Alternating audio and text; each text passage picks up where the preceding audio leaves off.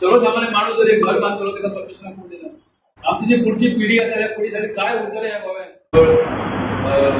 मोदी 12 असेल पण या 12 गोंधळीची फक्त नावा मिळतात, रेकॉर्ड मसलो उपलब्ध ना. जमिनी खंय गेल्यो, कोणाच्या कशात गेल्यो काहीच माहिती पडणार. सरकारकडे सरकार म्हणताना माहिती उपलब्ध नाही.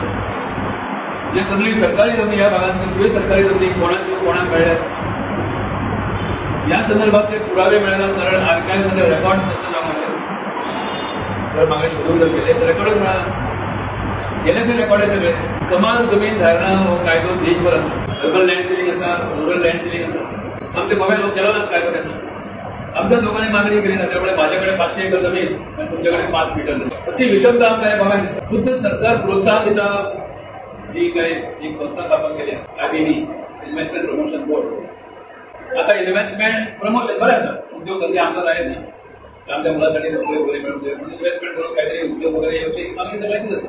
पण याच्यावरचं सरसकट आमची जमीन विकून वेगळ्या करूया. सरकारला काही डोळे झाक करून अगदी कुणीही या अर्ज करा, त्यांचे जे काय नियम असतील ते नियम पाळा, नियम बघा काय आणि जमीन गेली असं प्रकार सगळीकडे जातात. पण भूतानी येतात, भूतानीचं पराक्रम आम्ही वाचतो आतापर्यंत काय काय जात. फक्त सरकार काल जाहीर केले की सुमारे 100 स्क्वेअर माइल्स मैल इतकी जमीन आमची झाडाकडा शेत जमिनीत भरावा घालणे अगदी सर्वसामान्य माणूस जर एक घर बांधतो त्याला परमिशन कोण देणार? बाहेर काही टाचून जाईल त्यावर काहीतरी जायचं. आणि ही जर पैसे दिली तर दुसऱ्या बाजून शेकडो लोक आता आपल्या गोव्यात आमची सगळी किनारपट्टीची काय वाताहत झाली. आवाज कुठे दिला तर आज कसं दाबतो आवाज.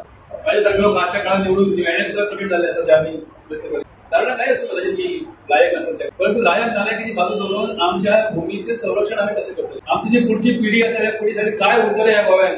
कुठे गेला माझा बुवा हे वाक्य एखाद्या व्यासपीठामध्ये तुला बंदी करायचं की त्या संदर्भात हातवारे करून भाषण करणे सोपे असतात. परंतु ऍक्च्युअल परिस्थिती काय असतात?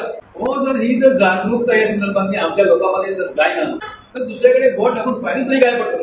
ही माझ्या पायाखालची भूमी असेल मला उभं राहून जर कोण देणार, माझेच लोक गावचेच लोक जर त्या संदर्भात अगदी अक्षरशः आपली बुद्धी गहाण देतात आणि तात्पुरतो काय तात्कालिक तो काही फायदा मिळत त्यासाठी मग धावांना लागलो. तर मग देशप्रेम याचा अर्थ काय? देशप्रेम सुरू झाला आधी भूमीप्रेमात. ही भूमी माझी, यदि झाशी नाही होती म्हणून म्हणजे सांगून केली. आम्ही काय केलं? यदि झाशी नाही होती, झाशी इतक्याच शहर किंवा ती जागा दिली आम्ही त्याची व्याप्ती वाढवली आणि देशात काबू केली. काय देशभक्ती अशीच तयार होतात.